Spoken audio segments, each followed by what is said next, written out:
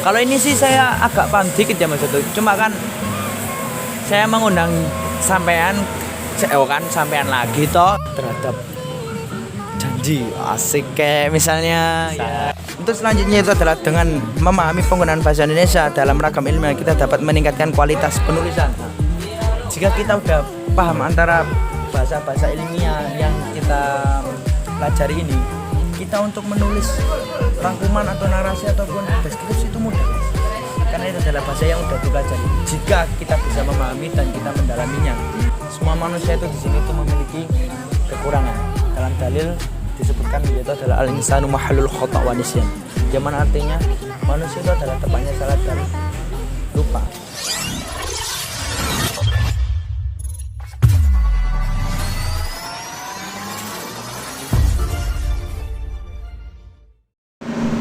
Assalamualaikum warahmatullahi wabarakatuh.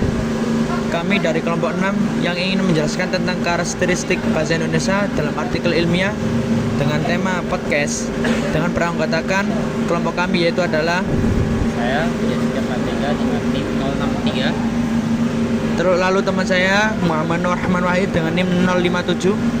Kemudian Sahrial Ramadhani dengan NIM 047. Kemudian teman saya Radenta Syarif Ismail dengan NIM 033. Dan Mirza Dia Ramadan dengan NIM 036.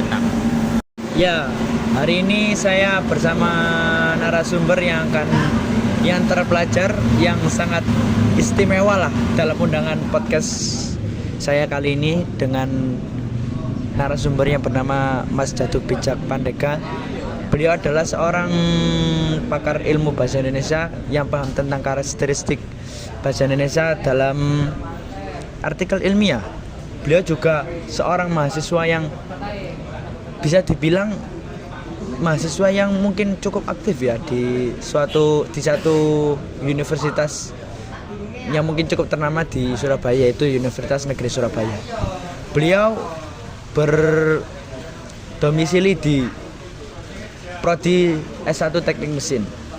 Beliau juga telah mendalami beberapa karakteristik bahasa Indonesia dalam artikel ilmiah, sehingga beliau saya undang dalam podcast saya kali ini. Ya, mohon perkenalan Mas Jatuh. Oke, perkenalkan nama saya Jatuh Bijak Pandega. Saya memiliki NIM yaitu 063. Saya seperti yang kalian tahu, saya dari Prodi Teknik Mesin. Dan untuk berpengalaman tentang bahasa Indonesia, saya memiliki beberapa pengalaman tentang artikel-artikel yang ada di Indonesia. Ya, seperti itulah yang Mas Jatuh pelajari. Mungkin untuk podcast kali ini kita akan ya belajar searching sedikit lah, sharing, oke, tentang apa itu karakteristik bahasa Indonesia dalam artikel ilmiah. Di sini saya akan menanyakan tentang beberapa karakteristik bahasa Indonesia dalam ilmiah. Di sini kan saya kan belum tahu ya Mas Jatuh, terlalu mendalam itu kayak gimana karakteristik bahasa Indonesia dalam ilmiah itu saya belum tahu. Makanya saya ini penasaran. Nah, dari sini saya mengundang narasumber yang mungkin terpelajar dari Universitas UNESA, yaitu mengundang Anda untuk masuk ke podcast saya. Nah, menurut yang saya cari, bukan saya sendiri ya, saya cari di sumber-sumber referensi di Google. Itu karakteristik bahasa Indonesia dalam ilmiah itu ada banyak. Kalau nggak salah di sini itu ada 6 Mas Jatuh. Di antaranya itu adalah lugas dan jelas, objektif, cendekia, ringkas dan padat, konsisten, dan yang terakhir adalah gagasan sebagai pangkal tolak. Di sini saya akan menanyakan semuanya itu kepada Anda. Apakah Anda bersedia untuk menjawabnya? Oke, siap. Ya, Anda sudah bersedia untuk menjawabnya. Mohon maaf nih ya ini Mas Jatuh, saya ya kakak kalau dalam masalah bahasa Indonesia, kan saya aslinya orang Jawa nih ya, nggak terlalu paham antara bahasa Indonesia. Makanya saya ingin mengundang Anda sebagai narasumber untuk ke podcast saya untuk menanyakan beberapa karakteristik bahasa Indonesia dalam ilmiah. Untuk di sini saya akan memasuki pertanyaan pertama, yaitu lugas dan jelas. Menurut dari sumber yang saya cari ini ya Mas Jatuh, lugas kan artinya apa adanya, gagasannya jelas, tidak berbelit-belit atau bertele-tele, mudah dipahami, tidak diungkapkan dengan bentuk kiasan, ya kan? Serta tidak berbunga-bunga. Benar nggak Mas Jatuh? Ya, itu benar. Benar. Terus yang jelas itu kan artinya kan gamblang.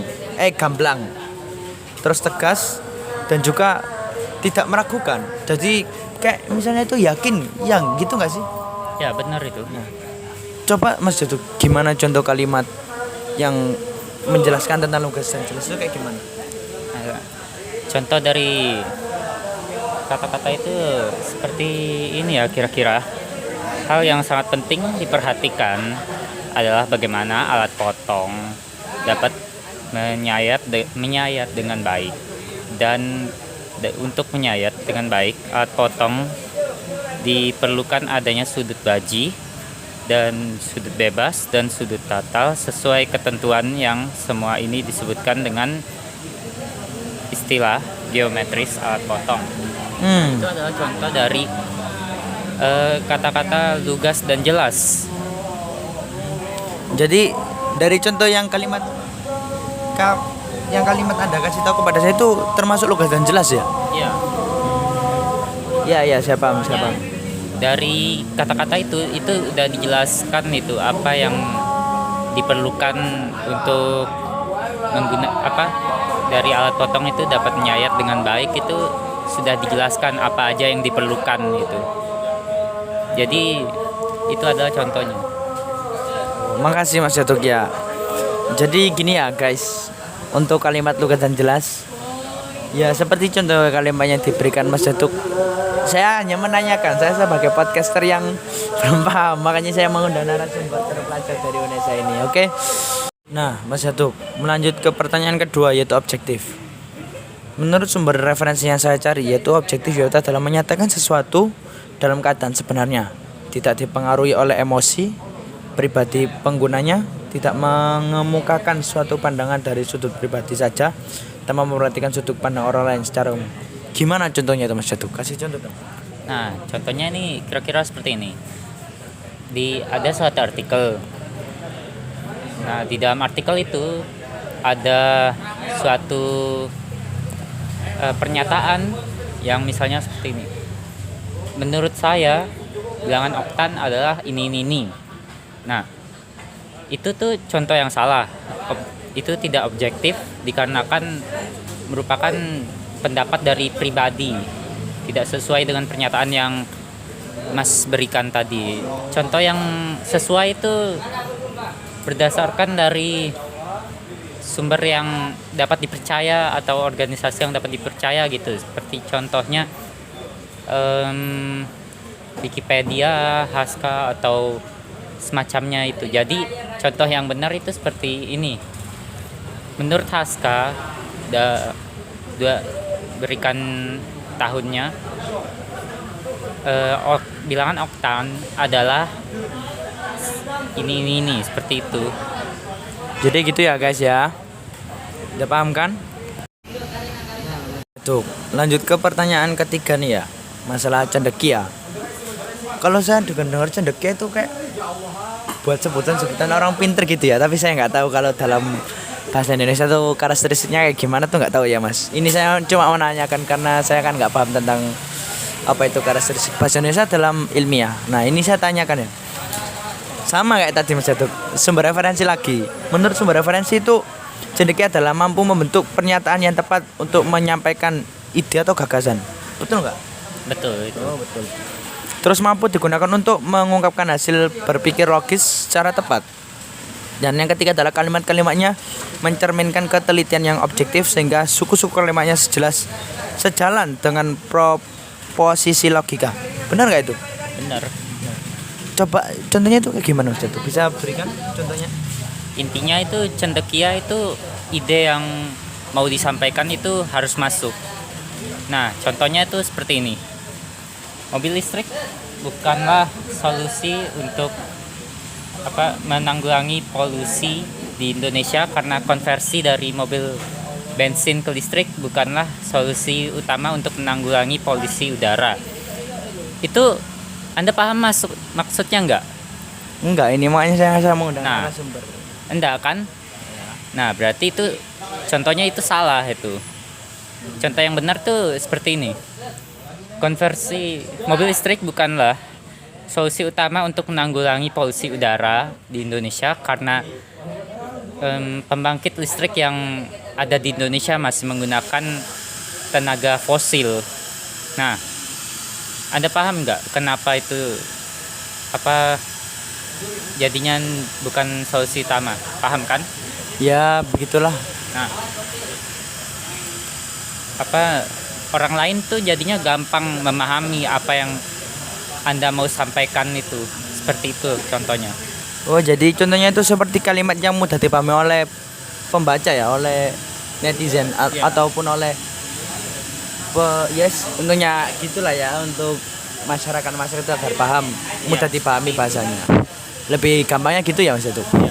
Lanjut ke pertanyaan berikutnya Mas Jaduk, yaitu ringkas dan padat. Jadi penggunaan unsur bahasa yang hemat, unsur-unsurnya tidak diperlukan karena tidak berfungsi untuk mengungkapkan gagasan harus dibuang.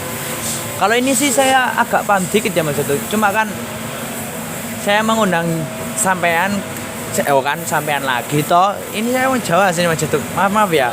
Cuma saya mengundang Anda untuk datang ke podcast saya. Ini kan untuk gimana caranya sih yang masalah ringkas dan padat itu. Nah, ini saya tanyakan ke kamu. Ya.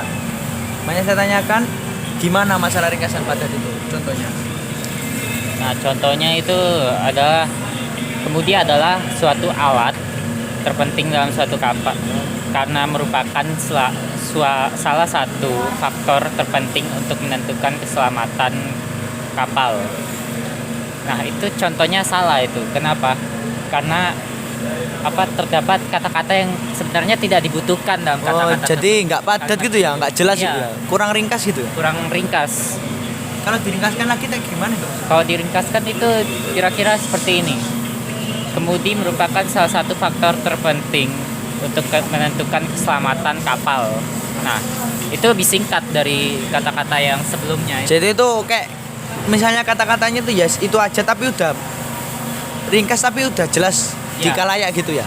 Sudah memahamkan gitu kan? Sudah dapat menjelaskan apa yang harus dijelaskan gitu. Oh ya. Oke guys, gitu guys. Jadi guys, untuk ringkas dan padat ya. Lanjut ke pertanyaan berikutnya nih Mas Jatuh tentang konsisten. Wis. Kalau dengar satu konsisten itu ya. Kayak konsisten terhadap janji. Asik kayak misalnya Salah aja, Mas. Apa namanya? Sampai ke anaknya ya, ke areknya ya Mas ya. Aduh, jangan gitu dong Mas. Ini lagi jomblo-jomblonya. Nanti kalau saya lari saya kabarin, saya undang deh untuk kameramennya ya, oke? Oke. Berarti Nah. jodohnya itu banyak ya Mas. Ya, amin. Ya, jangan satu aja Mas. Kalau banyak-banyak nanti saya nggak kuat Mas. Gitu ya Mas ya. Banyak Mas. Jangan dong. Ya, gini Mas Jatuh untuk konsisten. Bersifat ajak, taat azas, selaras dan tidak berubah-ubah. Nah, misalnya contohnya itu konsisten untuk mengatasi masalah mesin motor agar tidak rusak. Para pemilik motor diimbau mengganti oli 1 bulan sekali. Nah, itu kan suatu konsisten. Yang mana kalimatnya dalam mengganti oli 1 bulan sekali. Itu kan suatu konsisten yang berlanjut ya. Maksudnya itu kan suatu kata yang mana katanya itu kayak suatu kata yang tetap. Misalnya mengganti oli 1 bulan sekali. Berarti kan setiap 1 bulan harus mengganti oli, gitu kan ya. Apa itu benar konsisten seperti itu? Ya, benar itu. Berarti saya ini termasuk pinter ya guys ya. Paham sendiri tanpa adanya narasumber. Enggak, ya konsisten saja sih. Lainnya saya kurang paham. Kalau matematika gimana Mas? Waduh, jangan tanya gitu Mas. Saya ini matematika adalah suatu gini ya Mas, saya kasih tahu. Ilmu matematika adalah suatu ilmu yang kurang dalam kehidupan ya. Makanya saya kurang bisa Mas. Jadi kalau bahasa Indonesia ya saya ingin mempelajarinya karena ini adalah bahasa negara kita. Makanya itu ya alhamdulillah dong saya paham konsisten. Benar nggak bisa tuh? Walaupun Iya. paham sedikit, oke kan? Iya, benar. Benar. Apalagi Sama nggak aja, apa-apa. saya juga nggak paham kok matematika. Ini aja nggak paham matematika. Yang penting kita harus memahami bahasa-bahasa kita dan memperdalam budaya-budaya kita dengan oke siap. Nah, alhamdulillah saya paham konsisten tanpa dijelaskannya narasumber. Berarti saya ini termasuk orang cendekia ya, orang cerdas ya. Makanya saya paham ya walaupun satu doang ya guys ya. Ya nggak apa-apa lah. Intinya saya paham dikit-dikit lah. Nah, Untuk konsisten kan saya paham nih Mas Jatuh, walaupun sedikit ya. Lanjut ke pertanyaan berikutnya, itu adalah gagasan sebagai pangkal tolak. Itu kan pengertiannya kalau menurut sumber referensi itu ya asik. Saya menyatakan sumber referensi bukan sumber saya, berarti kan seperti sama contoh kayak itu ya, objektif ya. Ya udah, itu yang lalu udah lalu lah. Sekarang kita bahas ke gagasan sebagai pangkal tolak. Kan kalimat menurut sumber referensi yang saya baca itu kan pengertiannya kalimat-kalimat yang dalam bahasa Indonesia ilmiah berorientasi pada kalimat pasif, bukan kalimat aktif. Itu gimana ya Mas Jatuh? Saya kurang paham. Contohin dong. Contohnya itu ya gampang sih sebenarnya. Seperti contoh makalah ini saya tulis untuk memenuhi tugas yang diberikan oleh dosen. Itu adalah contoh yang salah. Soalnya dia menggunakan kata yang aktif. Contoh yang benar itu harus kata-kata ya, kalimat yang bersifat pasif seperti Kayak menolak gitu ya. Iya sepertinya seperti kayak gini misalnya. Coba contohin. Maka ini ditulis untuk memenuhi tugas yang diberikan dosen. Itu tuh kalimatnya kan bersifat pasif. Kayak menolak dari kalimat aktif tadi ya. Benar. Ah, benar. Jadi gitu ya guys, untuk masalah gagasan sebagai pangkal tolak seperti yang dicontohin oleh Mas Jatuh tadi.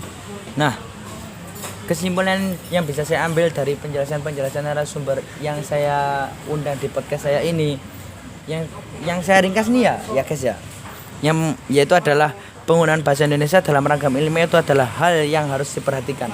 Nah, mengapa diperhatikan guys?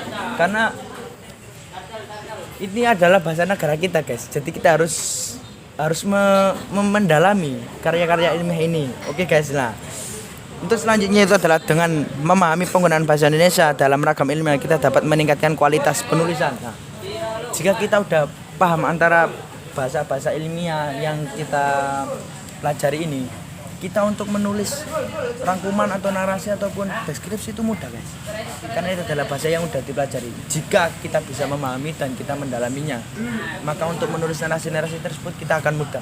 Bener begitu Mas Jatuh? Benar. Nah, bener kan ya? Saya ini juga aslinya cendekial, pinter orangnya guys. Tapi ya Nomor yang kesekian ya. ya kesekian itu mungkin lah satu lah, minim 3 lah ya. Oke. Terus penulisan dan pengetahuan kita. Marilah kita bersama-sama meningkatkan pengetahuan kita dan melangkah kesempurnaan. Semua manusia itu di sini tuh memiliki kekurangan. Dalam dalil disebutkan yaitu adalah al-insanu mahallul khata' wa nisyan. Yang mana artinya manusia itu adalah tempatnya salah dan lupa. Bukan berarti kita harus melupa atau harus salah terus ya guys ya. Bukan berarti begitu. Sebagai manusia kita harus menyempurnakan diri kita, terlebih lagi akhlak kita. Kalaupun ilmu kita itu udah tinggi di atas langit, namun kalau akhlak kita masih nol, itu sama aja seperti daunnya Rasulullah SAW dalam kitab yang mana daunnya segini ya guys daunnya. Al-adab fawqal ilmi, yang mana artinya adalah suatu adab, suatu akhlak itu harus di atas ilmu. Jadi kalau orang yang berilmu tapi tanpa adab itu ya percuma saja guys, sama dengan nol. Tapi kalau orang yang memiliki adab dan juga memiliki ilmu, itu udah di atas rata-rata. Banyak orang yang memiliki ilmu tapi tidak punya adab, tapi kita harus memiliki ilmu dan adab tersebut untuk kesempurnaan manusia ini, kesempurnaan kita lah pada ini. Oke? Cukup sekian guys. Terima kasih. Wassalamualaikum warahmatullahi wabarakatuh.